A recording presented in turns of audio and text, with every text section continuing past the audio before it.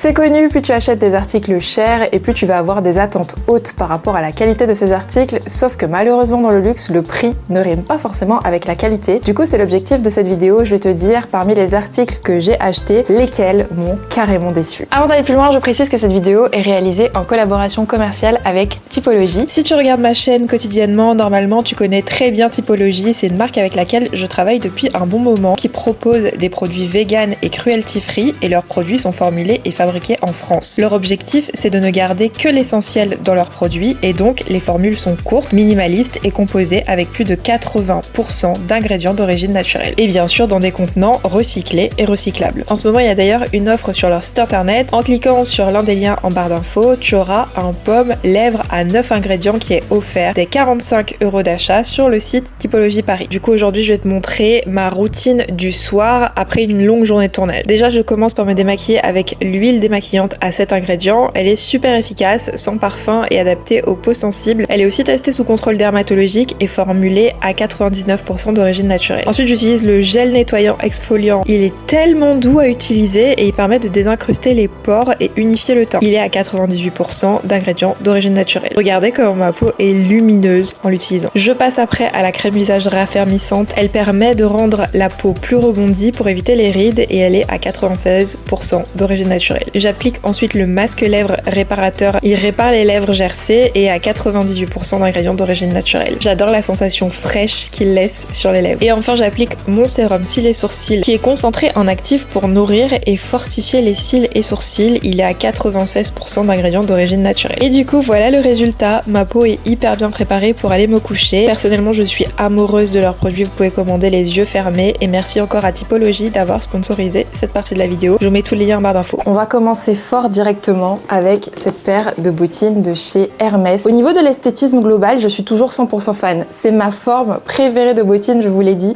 Je suis littéralement fan de ce style de modèle. La coupe, tout est parfait. En fait, le seul problème, c'est la semelle. Regardez la semelle alors que j'ai dû les porter 5 fois depuis que je les ai achetés. C'est un truc de fou comment la semelle est en train de se ronger. Alors, il y a plein de gens qui m'ont dit, écoute Jessie, quand t'achètes des chaussures italiennes de luxe, il faut les ressemeler. Alors là, vous m'avez appris un truc. Je savais pas que quand t'achetais des chaussures plus de 1000 €, il y avait en plus des frais à payer pour les rendre portables. Ça m'a super étonnée. Je me suis dit, en fait, tu me fais payer des bottines 1000 €, pourquoi il n'y a pas déjà une semelle épaisse? Quand j'achetais des bottines chez Minelli à 200 €, j'avais pas à les ressemeler et c'était du cuir. Donc ça m'a un peu surpris cette histoire de mettre une semelle en dessous, mais soit, vous me direz si vous c'est le cas. Moi je suis en train de me demander si Hermès n'a justement pas sorti l'autre modèle, je crois que c'est le modèle Neo. Il y a les Neo et les VO. Le nouveau modèle, je sais plus si c'est Neo ou VO, mais en tout cas ce modèle là maintenant une semelle beaucoup plus épaisse alors que c'est exactement la même forme. Donc je me demande si c'est pas justement parce qu'ils ont eu des retours par rapport au fait que les chaussures au bout de 6 mois la semelle est dans cet état là et je fais pas de la randonnée, enfin voilà, c'est quand même assez particulier et moi ça m'a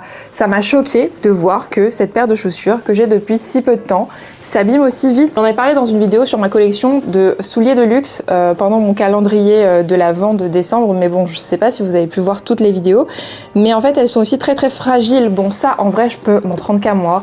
C'est du box, ce sont des chaussures en cuir box, mais le truc c'est que moi j'ai un Kelly box vintage, donc très très vieux, qui a 32 ans il me semble, et en fait ce Kelly, comme c'est, il fait partie de l'ancienne fournée à l'époque où Hermès faisait les sacs il y a des années, il faisait les sacs comme des voitures, mon Kelly est très très solide, donc du coup il se raye pas facilement, etc. Enfin il a des petites rayures qui ont été couvertes et tout, mais j'ai pas l'impression qu'il se raye très facilement. Donc je me suis dit bon, en fait le box c'est pas si fragile que ça, les gens font des caisses. Jessie qui veut toujours voir pour croire, ça c'est limite, c'est un trait de personnalité. En fait au final il s'avère qu'elles sont très très fragiles, elles sont toujours aussi confortables. En fait c'est un cas de conscience que j'ai avec ces bottines parce que je les trouve belles et ultra confortables. Jusqu'à maintenant c'est ma paire de chaussures la plus confortable, j'ai jamais vu ça. Par contre ce qui me dérange c'est que j'ai l'impression que bientôt je vais toucher le sol avec mes pieds et que la semelle va littéralement me rester dans la main. Donc elles sont complètement fragiles. En fait je pense qu'on voit même au bout devant ça commence à s'effriter. J'aurais bien aimé quand même avoir des conseils pour savoir qu'est-ce qu'il faut faire pour les entretenir, qu'est-ce que je peux mettre ici par exemple. Je nettoie toujours mes chaussures quand je rentre à la maison, donc elles sont propres en surface, je nettoie avec un petit chiffon et tout. Quand j'ai vu leur état en si peu de temps, c'est vrai que ça m'a un peu trigger, mais voilà. En tout cas pour le retour de celle-ci, je suis quand même super déçue. Effectivement il y a des plus, comme le fait que je les trouve toujours aussi magnifiques, mais c'est super dérangeant par contre qu'elles soient aussi fragiles. Je sais déjà que vous allez hurler. Je sais ce que vous allez me dire. Jessie, je trouvais que ce sac il était trop beau, etc.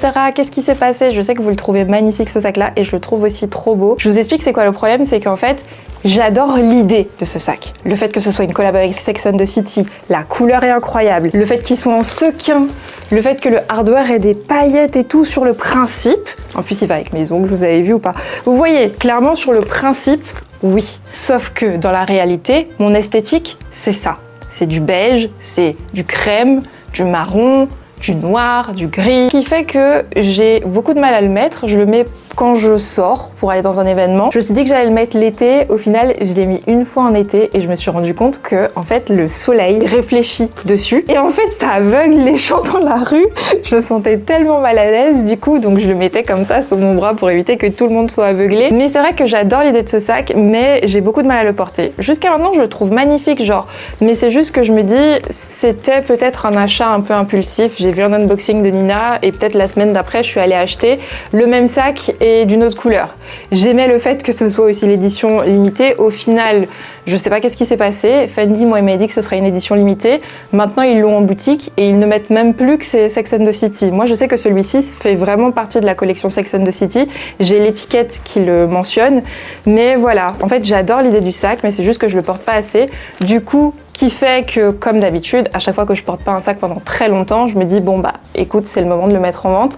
Je l'ai mis en vente sur mon Instagram la semaine dernière. J'ai eu quelqu'un qui m'a demandé de le réserver. C'est un truc que je fais jamais d'habitude. D'habitude, je ne fais jamais de réservation. La fille m'a dit non, je te jure vraiment, je reviens vers toi demain, etc. Elle a tellement insisté que je me suis dit bon ok, je vais lui faire une fleur et je vais le réserver. Elle m'a fait attendre plusieurs jours et elle s'est désistée. Je ne sais pas si je le remets en vente ou pas parce que entre temps, j'ai redigéré le fait que je le gardais puisque la fille s'est désistée. Donc je sais pas si je le remets en vente en vrai, je sais pas. J'ai peur de regretter, je sais pas. Est-ce que j'attends un peu genre? Dites-moi ce que vous me conseillez. Est-ce que j'attends un peu ou est-ce que je le mets dans la cagnotte de mon Kelly? Et j'ai un nouveau sac Gaulle, j'en ai parlé sur Instagram, mais je crois pas que j'en ai parlé sur YouTube. Je rêve du Kelly en désordre en fait. Il est magnifique, ça fait partie des sacs Blue Box de Hermès qui sont des éditions très très limitées et des pièces super rares. Donc c'est un très très très bon investissement, ça c'est clair, même si c'est une pièce qui est complètement différente. Ou bien sûr Kelly 25 étoupe. Mais pour ça, surtout avec les nouveaux prix, il faut un budget. Donc je me dis, s'il y a des sacs que je mets plus tellement en vrai, ça à côté d'un Kelly en désordre, est-ce que ça fait vraiment le poids quoi? Si vous êtes intéressé, envoyez-moi quand même un petit DM. Celui-ci il est full set, il a la boîte, ticket de caisse, enfin il a vraiment tout ce qui venait avec, le dust bag, enfin tout. Là j'ai pas mis d'organiseur et il est pas rembourré, donc peut-être qu'il a moins de forme que d'habitude, mais il suffit que je remette tous les papiers dedans, etc. Et il aura exactement la même forme qu'en boutique, il est nickel. Je crois qu'il y a même pas de rayures dessus, enfin franchement il est nickel ce sac, il est nickel, à voir, je sais pas. En plus vous imaginez unboxing sur ma chaîne Kelly en désordre. Je crois que je n'ai jamais vu d'unboxing de ce sac sur YouTube. Ce sera une grande première, comme je n'avais jamais vu d'unboxing de commande à la carte sur YouTube avant que j'ai fait, en tout cas en français, avant que j'ai fait mon unboxing. Donc vous imaginez si je suis la première en France à faire un unboxing d'un Kelly en désordre, ce serait génial. Hein.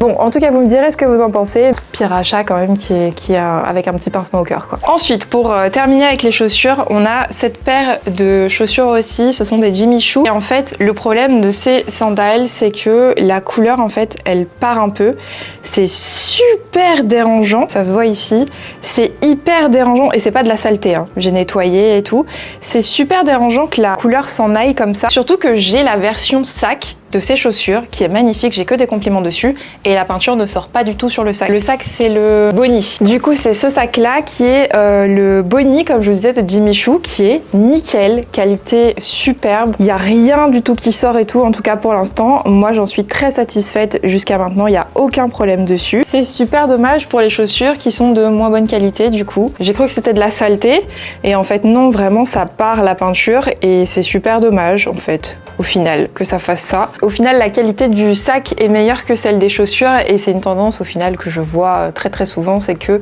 ils mettent souvent, j'ai l'impression, plus de qualité sur les sacs que les chaussures. On a même aussi le bout ici pareil et abîmé. Je trouve ça super dommage pour des articles que j'ai depuis moins d'1 an, que je porte pas constamment. On est d'accord que ça, ce sont vraiment des chaussures d'été. Je les porte même pas tous les jours en été. Donc je me dis, effectivement, c'est dommage que la qualité soit différente sur les chaussures plutôt que sur le sac. Ensuite, on a malheureusement ce carré de chez Hermès. En fait, c'est un carré que j'ai acheté sur le site de Vestiaire Collective, qui est très mignon. J'en ai fait une vidéo où je testais Vestiaire Collective. Je vous la mets dans le petit ici. Il est super mignon. C'est mon premier carré Hermès, mais c'est aussi le seul. Tout simplement parce que je ne le mets jamais. Je pense que je suis juste pas une personne qui porte des carrés et des foulards. Je rêvais d'avoir un carré Hermès, je pense, pour l'univers en fait Hermès, et parce que c'est au final c'est une pièce intemporelle que je pensais qu'il fallait avoir dans son dressing. En vrai, je mets pas tellement de foulards. C'est pas une couleur très été. Donc généralement je me dis un petit foulard comme ça j'aurais pu le mettre quand il fait légèrement froid, peut-être le soir en été. C'est pas une couleur que tu mets en été. En hiver où on met des marrons comme ça, du coup il fait beaucoup trop froid pour mettre un petit carré. Donc j'ai jamais l'occasion de le mettre en fait. Je sais jamais quand le mettre. C'est dans ce sens-là où j'en suis déçue. J'en suis pas déçue par rapport à la qualité ni par rapport à la couleur ou quoi que ce soit. C'est juste que je ne le mets pas en fait. Déjà je l'avais acheté pour l'expérience Vestiaire Collective. En vrai c'était pour voir comment ça se passait sur le site et tout. Je l'avais trouvé trop beau, le fait qu'il soit très vieux, c'est ma pièce la plus vieille, celui-ci. Je trouve ça juste génial d'avoir des pièces aussi vieilles et bien conservées. Je vais pas le vendre pour l'instant, je vais le garder et voir, peut-être qu'il faut que je prenne de l'âge, peut-être qu'avec l'âge je l'apprécierai plus, mais là pour l'instant c'est pas la pièce de mon dressing qui me fait le plus rêver. D'ailleurs quand je suis allée au VP, c'était rempli de carrés partout et je pense que c'est pour ça même que j'ai rien acheté au VP, parce que au final les carrés Hermès c'est pas du tout ce que je recherche moi en vrai. Je voulais montrer comment c'était facile entre guillemets de pouvoir authentifier un carré facilement si tu veux commander sur un site de seconde main. Et je me dis un Twilly, j'aurais peut-être pas eu assez de matière pour pouvoir vous montrer comment l'authentifier. Donc je me suis dit je préfère prendre un grand carré. Si c'était un Twilly, j'aurais pu le porter easy parce que cette couleur-là irait trop bien avec la couleur de mon sac biscuit, mon Birkin biscuit. Mais bon, je n'arrive pas à le porter pour l'instant. Un autre pire achat où c'est un peu ma mère qui m'a fait réaliser que c'était un peu inutile de l'avoir. C'est mon cabas Balmain. Le problème avec ces pires achats, c'est que je les aime quand même bien. C'est juste que je réalise en vrai que j'en fais pas grande utilité. Donc en soi, c'est pas un bon investissement. Donc oui, ça fait partie de mes pires achats, même si ce sont pas des choses qui m'ont déçu à la mort, comme par exemple les bottines ou les chaussures. Mais celui-ci, ouais, c'est dommage en fait parce que... Alors attendez. C'est dommage parce que, effectivement, je le mets pas souvent, tout simplement parce qu'il est très grand. Je me suis battue pour l'avoir justement parce que je voulais un très grand cabas qui prenne mon Mac, etc. J'ai un MacBook Pro 16 pouces depuis environ 3 ans, sauf que cette année, j'ai racheté le nouveau modèle 16 pouces qui est plus épais et c'était déjà difficile de trouver un sac cabas qui fit un ordinateur de 16 pouces, mais alors celui qui est un petit peu plus épais, là, le nouveau Mac, alors il est hyper performant, mais par contre, impossible de le caser dans des sacs. Donc ce que je me suis dit, c'est que j'allais faire réparer mon petit ordinateur Mac 13 pouces qui s'était cassé. Comme ça, le 13 pouces, je pourrais le fitter dans des cabas plus petits. Mon objectif d'ailleurs, c'est prochainement d'avoir le Neverfull et le Deauville. J'aimerais bien avoir 2 cabas. Donc celui-ci, je pense le vendre en fait, en vrai. Je pense que je vais le vendre sur mon Instagram. Dites-moi si vous êtes intéressés. Le prix ne sera pas trop élevé dans le sens où, ah oui, il a une petite tache derrière, donc déjà le prix ne sera pas forcément trop élevé dans le sens où il a une petite tache derrière, et en plus c'était pas un cabas qui était super cher, je l'avais payé moins de 1000 € quand je l'ai acheté, donc je pense que en vrai il sera pas trop cher. Si ça vous intéresse, n'hésitez pas à m'envoyer un petit DM sur Instagram. Moi je vais sûrement le mettre en vente cette semaine sur Instagram, mais si c'est pas en vente au moment où je poste la vidéo, tu peux envoyer un petit DM qui commence par Balmain. Mais voilà, je pense que celui-ci je vais le vendre. Il y a le pochon, je sais pas si j'ai une facture en vrai, mais il y a l'unboxing Farfetch derrière, donc en vrai tu as une vidéo YouTube où je le déballe limite avec tout le truc Farfetch, donc clairement tu sais d'où il vient. Il y a encore tous les papiers pour qu'il garde sa forme, donc voilà, je l'ai utilisé juste pour partir en vacances. Et là il a une petite tache, mais je pense que c'est possible que je la fasse partir avec mes produits. En vrai c'est pas une fin en soi, parce que si j'ai réussi à détacher un sac Chanel en cuir, je pense que celui-ci je pourrais le détacher. C'est juste que je suis rentrée de vacances, j'étais sur la plage quand ça s'est fait, donc j'ai nettoyé. Après en rentrant j'ai oublié la tâche, mais je vais essayer de le détacher. Prendre en compte qu'il est quand même très très grand. Moi je suis grande, donc si tu le trouves déjà grand sur moi, sache que il fait sûrement la moitié de ta taille ce sac. C'est juste que ce qui est cool, c'est qu'il est pas lourd du tout. Donc voilà, je vais le mettre en vente et mes 2 sacs que j'ai en tête pour les futurs achats, c'est le Deauville de Chanel, évidemment, puisque j'avais acheté celui-ci parce que je trouvais le Deauville trop cher, mais au final je pense que je prendrai le Deauville de seconde main, et le Neverfull de Louis Vuitton que je considère parce que en fait ce sac là c'était mon premier sac gold. Genre j'ai une attache particulière avec le Neverfull parce que mon premier sac c'était un Speedy, mais à la base moi ce que je voulais c'était un Neverfull. Je voulais un Neverfull pour mettre mes affaires et tout, et je me dis en vrai si j'avais acheté un Neverfull comme tout premier sac de luxe, jusqu'à maintenant je l'aurais toujours. J'aurais toujours le Neverfull parce que on a beau dire ce qu'on veut, il y a des gens qui trouvent que ça fait cheap, il y a des gens qui trouvent que voilà, que c'est pas... Moi je trouve que c'est le cabas le plus pratique en fait. C'est celui qui tient le mieux, c'est celui qui peut prendre le plus d'affaires, c'est celui qui est le plus léger, c'est celui qui est le plus passe-partout. Donc ouais, je pense que je prendrais un Deauville ou un Neverfull. Ou les deux. Bon bah du coup voilà les amis, j'espère que cette vidéo vous aura plu. Cette vidéo pire achat, c'est vrai que c'était pas des pires achats, genre c'était pas les pires articles, on a vu pire dans ce type de vidéo. J'ai essayé de faire un peu complet et de mettre un petit peu tout dedans, il y a juste pas de bijoux. Mais en tout cas j'espère que cette vidéo vous aura plu. Si c'est le cas, n'hésitez surtout pas à vous abonner à la chaîne, à mettre un petit like sur la vidéo et à commenter. Merci encore à Typologie d'avoir sponsorisé le début de la vidéo. Et quant à moi, je vous fais plein de gros bisous et je vous dis à la prochaine pour une nouvelle vidéo. Voilà.